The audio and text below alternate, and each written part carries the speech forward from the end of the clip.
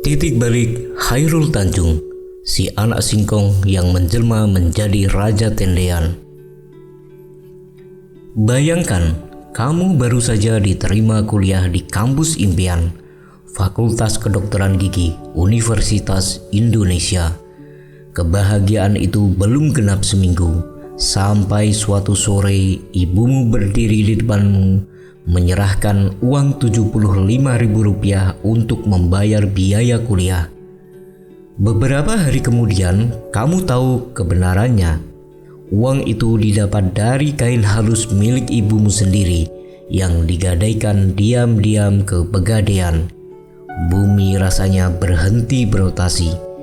Itulah yang dialami oleh remaja berusia 19 tahun bernama Chairul Tanjung di tahun 1981. 40 tahun kemudian, remaja itu menjelma menjadi salah satu orang terkaya di Indonesia dengan kekayaan mencapai 4 miliar dolar Amerika, setara 71 triliun rupiah. Perusahaannya menaungi Bank Mega, Trans TV, Trans 7, CNN Indonesia, Carrefour, hingga saham di maskapai Garuda Indonesia. Tapi sebelum semua itu, ada toko yang bangkrut, ada pengkhianatan dari teman, dan ada satu keputusan nekat yang mempertaruhkan segalanya. Inilah kisah tentang bagaimana rasa malu menjadi bahan bakar, bagaimana kegagalan demi kegagalan justru menjadi pondasi kerajaan bisnis yang bernilai puluhan triliun rupiah. Inilah kisah si anak singkong. Mari kita mulai kisahnya. Masa kecil dan latar belakang keluarga ketika rumah harus dijual. Jakarta era tahun 1960-an, di sebuah kawasan bernama Gang Abu yang saat itu terhitung sebagai salah satu daerah kumuh di ibu kota, lahirlah seorang anak laki-laki pada 18 Juni 1962. Namanya Chairul Tanjung. Ia adalah anak keenam dari 6 bersaudara alias bungsu. Ayahnya bernama Abdul Ghaffar Tanjung atau biasa disingkat AG Tanjung, seorang perantau asal Sibolga, Sumatera Utara. Ibunya bernama Halimah, berasal dari Cibadak, Jawa Barat. Seorang ibu rumah tangga yang mengurus 7 nyawa sekaligus di rumah itu. Sebenarnya keluarga ini pernah merasakan masa berkecukupan. Aki Tanjung adalah seorang wartawan, bahkan menerbitkan surat kabarnya sendiri, meski dengan oplah kecil di era Orde Lama. Tapi ketika Indonesia berpindah ke Orde Baru, surat kabar milik ayahnya dianggap berseberangan dengan ideologi dengan penguasa saat itu. Usaha itu ditutup paksa. Bayangkan seorang kepala keluarga yang selama ini menghidupi 7 orang dari tulisannya, tiba-tiba kehilangan semua itu dalam semalam. Rumah keluarga terpaksa dijual. Mereka pindah, menyewa sebuah losmen kecil dan sempit untuk tempat tinggal sementara. Di ruang sesempit itulah 7 anggota keluarga harus berbagi hidup.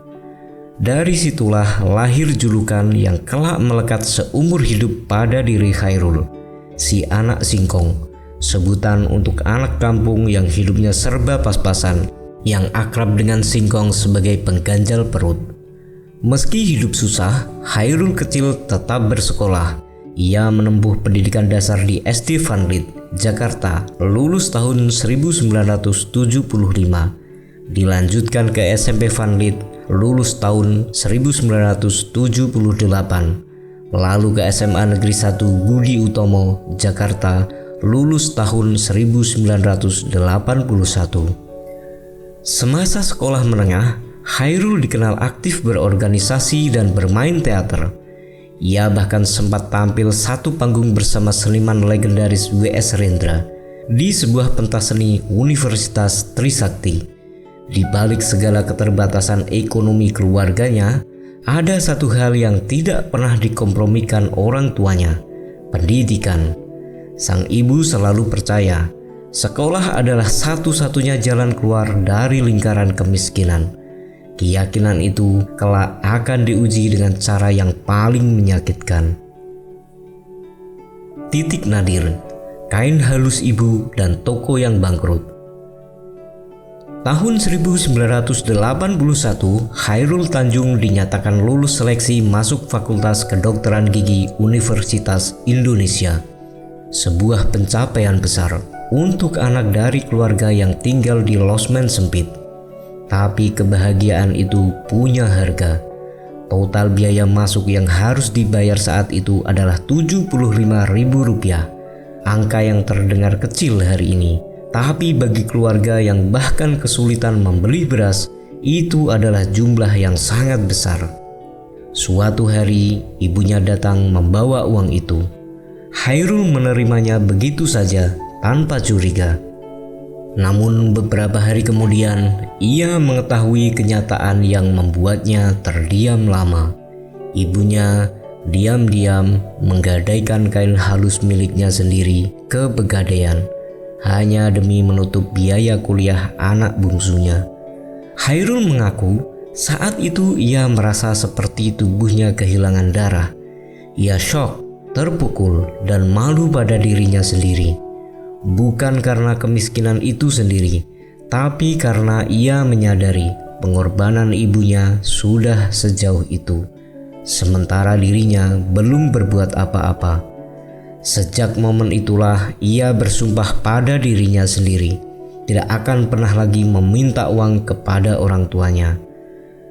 Sumpah seorang mahasiswa berusia 19 tahun itulah yang menjadi cikal bakal naluri bisnisnya. Ia mulai dari yang paling sederhana, bekerja sama dengan pemilik mesin fotokopi. Ia meletakkan mesin itu di bawah tangga kampus, menggandakan diktat dan buku praktikum yang dibutuhkan teman-temannya di Fakultas Kedokteran Gigi. Fotokopi berkembang menjadi bisnis stensilan buku kuliah, kaos hingga stiker kampus. Uang hasil usaha kecil-kecilan itu ia kumpulkan sedikit demi sedikit, sampai akhirnya ia berani membuka toko peralatan kedokteran gigi dan laboratorium di kawasan Senen, Jakarta Pusat.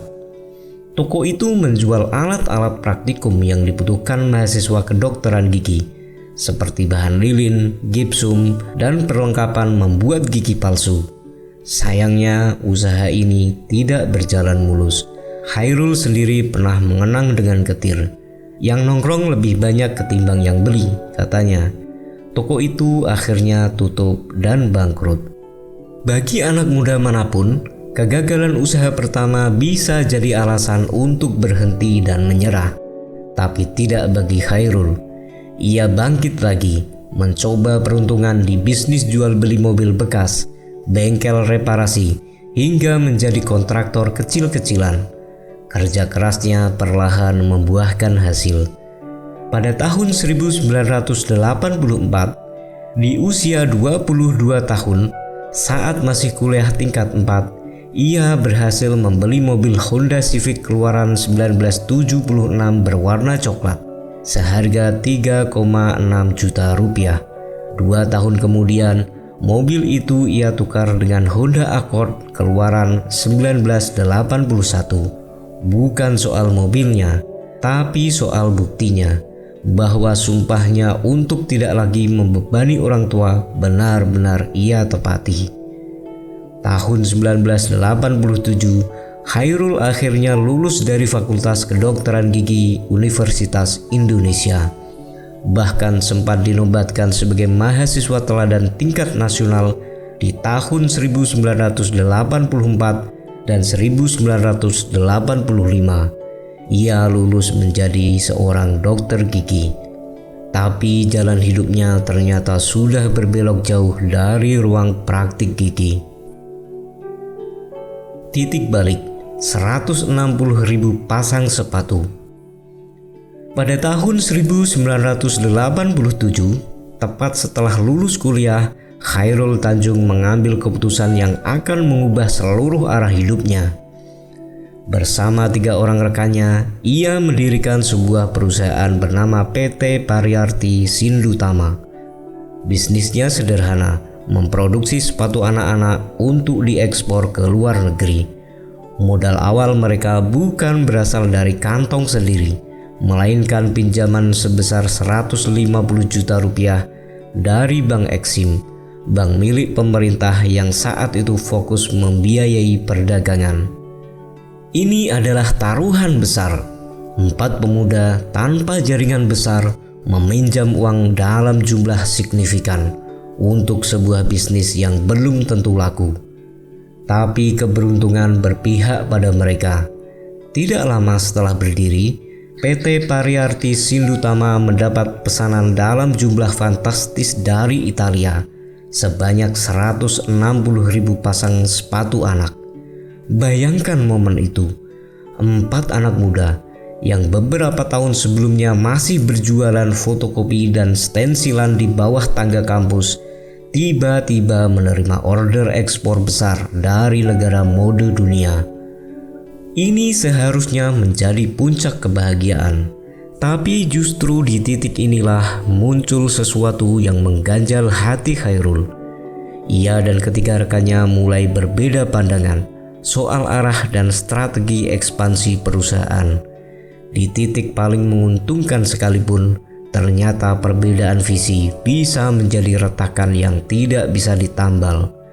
Khairul dihadapkan pada pilihan yang sangat berat: bertahan di perusahaan yang sudah terbukti sukses dan menguntungkan dengan rekan-rekan yang sudah berjuang bersama sejak awal, atau keluar dari zona nyaman itu, melepas semua yang sudah dibangun dan memulai dari nol lagi sendirian.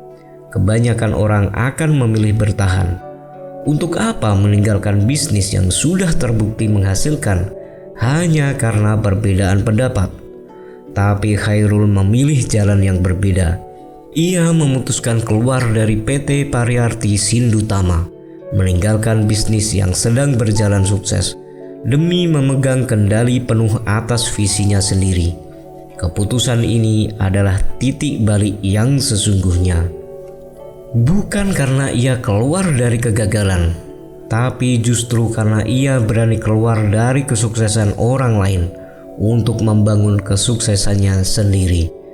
Di tahun yang sama, 1987, Khairul Tanjung mendirikan perusahaannya sendiri, PT Para Inti Holdindo, yang lebih dikenal dengan nama Para Group. Berbekal jaringan relasi yang mulai ia bangun sejak masa kuliah, Para Group tumbuh dengan cepat. Ia memusatkan bisnisnya pada 3 sektor utama: keuangan, properti, dan multimedia. Khairul percaya kesuksesan bukan sekedar soal keberuntungan mendapat pesanan besar dari Italia. Kesuksesan sejati datang dari keberanian mengambil kendali penuh atas nasibnya sendiri, bahkan ketika itu berarti harus meninggalkan sesuatu yang sudah terbukti berhasil. Prinsip inilah yang menjadi fondasi dari kerajaan bisnis yang 3 dekade kemudian bernilai puluhan triliun rupiah. Ekspansi dan pertaruhan besar membeli Bank Karman. Para Group di bawah kendali Khairul terus mencari peluang baru. Salah satu keputusan yang paling berani datang di tahun 1996. Khairul Tanjung membeli sebuah bank kecil bernama Bank Karman. Setahun kemudian, di tahun 1997, nama bank itu resmi diubah menjadi Bank Mega. Keputusan membeli bank ini terlihat biasa saja pada awalnya, tapi tidak lama setelah itu, Indonesia diterjang badai krisis moneter 1998 yang meluluh lantakkan sistem perbankan nasional. Puluhan bank ditutup, dilikuidasi, dan diambil alih pemerintah. Banyak pengusaha kehilangan seluruh kekayaannya dalam hitungan bulan. Di tengah situasi paling genting itu, Khairul justru berhasil menahkodai Bank Mega, membawanya melewati krisis. Bukan sekadar bertahan, tapi keluar sebagai salah satu bank swasta nasional yang justru semakin kuat. Ini adalah ujian sesungguhnya dari kepemimpinan bisnisnya. Banyak pengusaha lain yang mundur, menjual asetnya, atau bahkan bangkrut total menghadapi krisis 1998. Chairul memilih bertahan dan mengelola krisis itu sebagai kesempatan untuk membuktikan bahwa fondasi bisnisnya kokoh. Setelah berhasil melewati badai krisis moneter, Chairul mulai melebarkan sayap ke sektor lain. Ia membangun properti Bandung Supermall yang kini dikenal sebagai Trans Studio Mall Bandung. Lalu di tahun 1998, ia mengambil langkah berani lagi mengurus izin penyiaran televisi. 3 tahun kemudian, tepatnya 15 Desember 2001, resmi mengudara sebuah stasiun televisi bernama Trans TV di bawah bendera PT Televisi Transformasi Indonesia. Ini adalah langkah masuk pertama Chairul ke industri media, sebuah dunia yang sama sekali berbeda dari perbankan dan properti. 5 tahun berselang, di tahun 2006 ia mengambil langkah ekspansi lagi. Chairul mengakuisisi sebuah stasiun televisi bernama TV7 dari kelompok Kompas Gramedia. TV7 sendiri sebelumnya bernama Duta Visual Nusantara Televisi atau DVN TV yang berdiri tahun 1999. Setelah diakuisisi, nama stasiun ini berubah menjadi Trans 7 yang kelak melahirkan program-program legendaris seperti Empat Mata, Opera Van Java, dan On The Spot. Kini 2 stasiun televisi besar, Trans 7 dan Trans TV, bernaung di bawah satu grup yang sama. Bisnis Chairul tidak berhenti di media. Ia juga masuk ke sektor retail modern dengan mengakuisisi mayoritas saham Carrefour Indonesia, jaringan hypermarket yang kelak bertransformasi menjadi Trans Retail dan Transmart. Dari toko peralatan kedokteran gigi yang bangkrut di Senen, kini Chairul mengendalikan bank, 2 stasiun televisi nasional, dan jaringan hypermarket raksasa. 1 Desember 2011 lahirnya City Corp.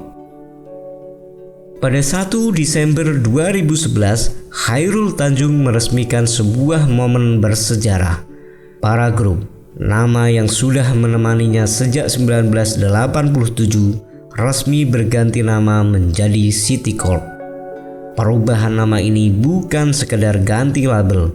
Ini adalah pernyataan bahwa apa yang dulu dimulai dari modal pinjaman 150 juta rupiah kini telah menjelma menjadi konglomerasi raksasa. City Corp dibagi menjadi 3 subholding besar. Pertama, Mega Corp menaungi seluruh bisnis jasa keuangan termasuk Bank Mega. Kedua, Trans Corp menaungi media, gaya hidup, hiburan, retail, mulai dari Trans 7, Trans TV, Transmart hingga Trans Studio. Ketiga, City Global Resources mengelola properti dan sumber daya alam. Di bawah payung ini pula lahir media-media lain seperti Detik.com, CNN Indonesia, CNBC Indonesia, Transvision, Female Daily, dan Insert Life. Chairul bahkan memegang lisensi waralaba internasional seperti Wendy's untuk pasar Indonesia serta merek fashion mewah Versace, Mango, dan Jimmy Choo. Kiprahnya bahkan merambah keluar dunia bisnis murni.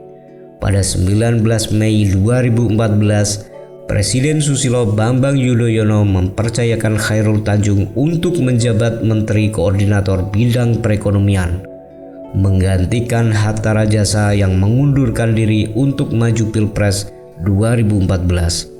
Seorang anak dari losmen sempit di Gang Abu kini duduk di kursi kabinet mengurus perekonomian bangsa. Puncaknya, nama Chairul Tanjung tercatat berulang kali dalam daftar orang terkaya di Indonesia versi majalah Forbes. Bahkan pernah menembus posisi 3 besar dengan kekayaan yang pada satu titik tercatat mencapai 8 miliar dolar Amerika. Semua berawal dari toko yang bangkrut. dan keputusan meninggalkan bisnis sepatu yang sedang sukses.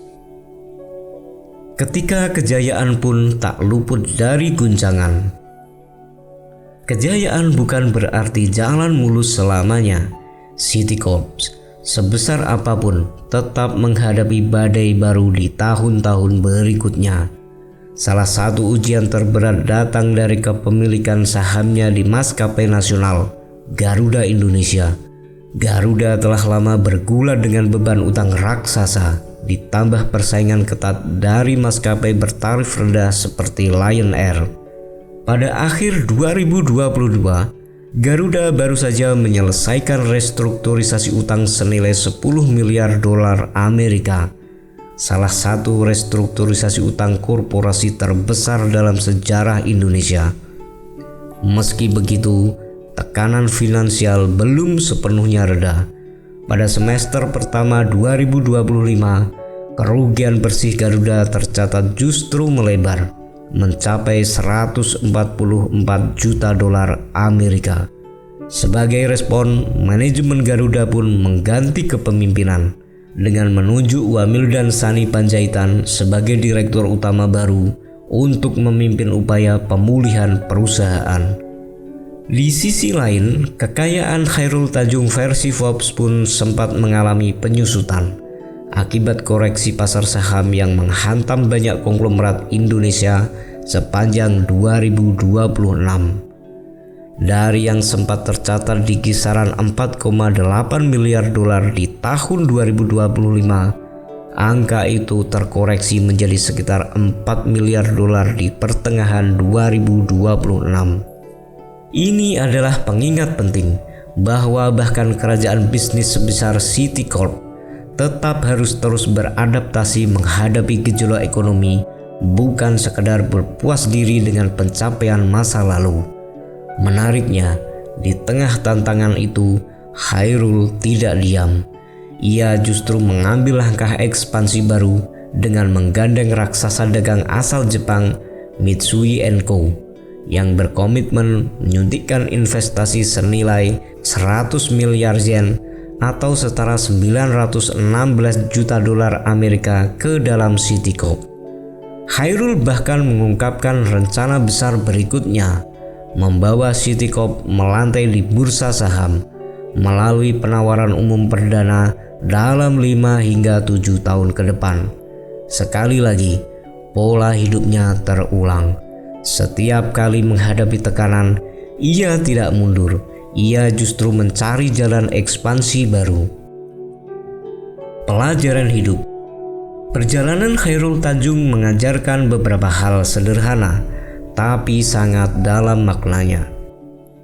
Pertama, rasa malu bisa menjadi bahan bakar, bukan beban. Melihat pengorbanan ibunya menggadaikan kain halus, Chairul tidak terpuruk dalam rasa bersalah. Ia mengubah rasa malu itu menjadi sumpah untuk mandiri. Kedua, kegagalan bukan akhir cerita. Toko peralatan kedokteran gigi yang bangkrut tidak membuatnya berhenti. Ia mencoba lagi dan lagi sampai menemukan bisnis yang tepat. Ketiga, keberanian meninggalkan kesuksesan kadang lebih sulit daripada bangkit dari kegagalan. Chairul membuktikan ini saat ia memilih keluar dari PT Pariarti Sindutama yang sedang sukses besar demi mengejar visinya sendiri.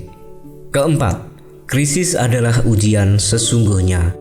Saat krisis moneter 98 menghantam, banyak pengusaha memilih menyerah.